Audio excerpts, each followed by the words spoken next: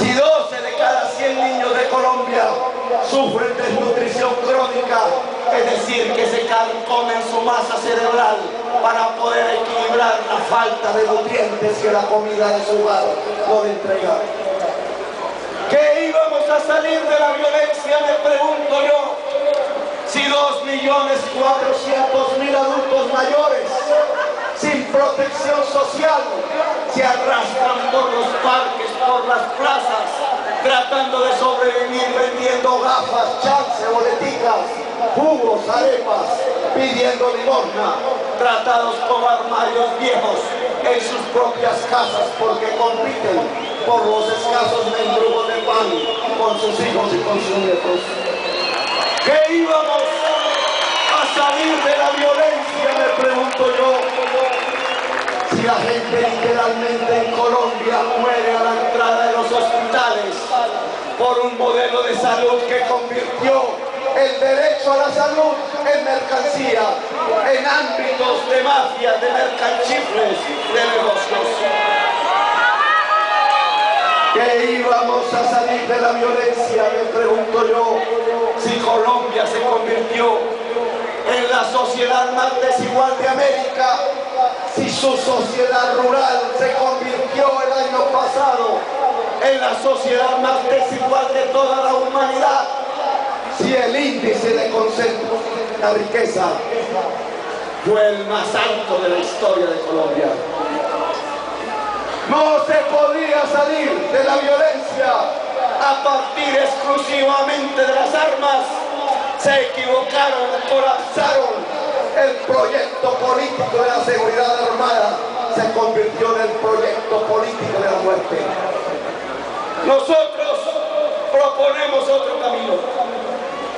Nosotros creemos que la manera de salir de la violencia es construyendo la equidad social, es construyendo la justicia social. No hay otro camino. El camino de construir sendas concretas de la justicia social en Colombia, que el próximo 7 de agosto quiero empezar a construir como el presidente de Colombia, como el principal, como el primer presidente de la justicia social en Colombia.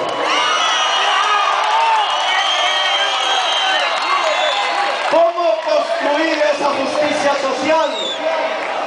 He aquí las propuestas concretas. Si nos hemos convertido en la sociedad más desigual de América, lo primero que ha fracasado en Colombia es la política social. Yo provengo de una generación de muchachos y muchachas allá en la década de los 80 y 90 que gracias al voto popular, entre otras, gracias al voto de los trabajadores y las trabajadoras de Bogotá, pudimos ser la fuerza mayoritaria de la Asamblea Nacional Constituyente. Nosotros lanzamos dos mensajes al mundo y a Colombia. El primero, que eran posibles las transformaciones pacíficas, que era posible cambiar en la búsqueda de la equidad social los pueblos, las sociedades, el Estado, sin derramar una sola gota de sangre. Desde entonces, 20 años América Latina se transforma, busca la equidad con aciertos y desaciertos, sin derramar una sola gota de sangre. Nuestro mensaje fue escuchado por el mundo, pero no fue escuchado por Colombia. El segundo mensaje es que todos los seres humanos que habitan Colombia son sujetos de derechos y libertades. Escribimos con nuestra propia mano, con nuestro propio puño, con nuestra propia sangre, que hay un derecho a la salud, que hay un derecho a la educación, que hay un derecho al agua, que hay un derecho a la pensión, que hay un derecho a la vida. Han pasado 20 años. ¿Y qué hicieron en Colombia con esos derechos? Los gobiernos y las leyes usurparon los derechos de los colombianos y transformaron la salud, la pensión, la educación, el agua en negocio, en mercancía. He aquí una de las principales causas de la desigualdad social en Colombia. He aquí lo que se llama el corazón del neoliberalismo: transformar derechos en mercancías, en negocios. No más miren el agua. El agua se vende en Colombia. Esta es la empresa Coca-Cola. Líquido vital. Hablamos del derecho al agua. Este agua se vende, es mercancía. En tiempos del calentamiento global, este agua sale menos en el mundo. Si es mercancía, su precio aumenta. Si su precio aumenta, los pobres no se conectan con el agua. Por eso centenares y centenares de municipios de Colombia no tienen agua. Por eso los sectores más pobres de Colombia no tienen agua.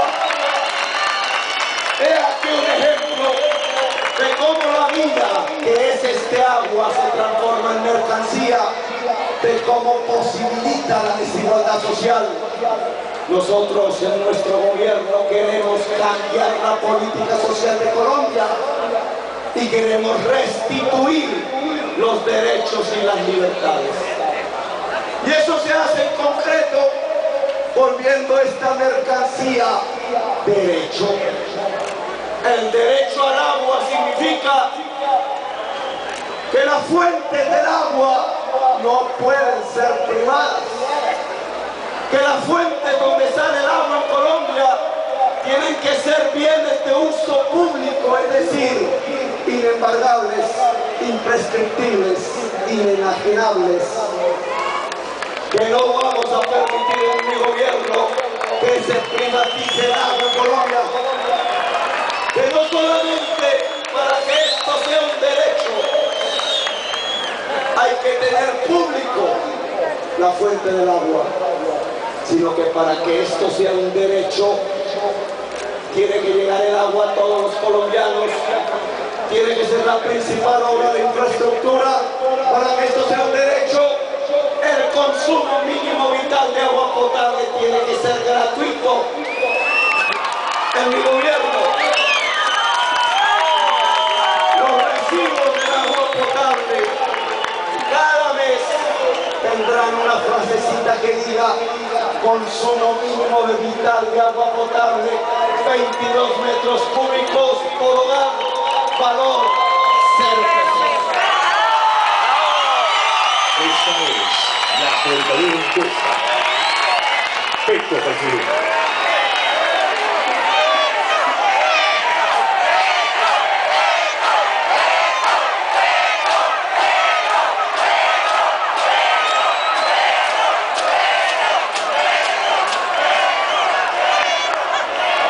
Es un ejemplo de cómo se puede transformar una mercancía del nuevo derecho.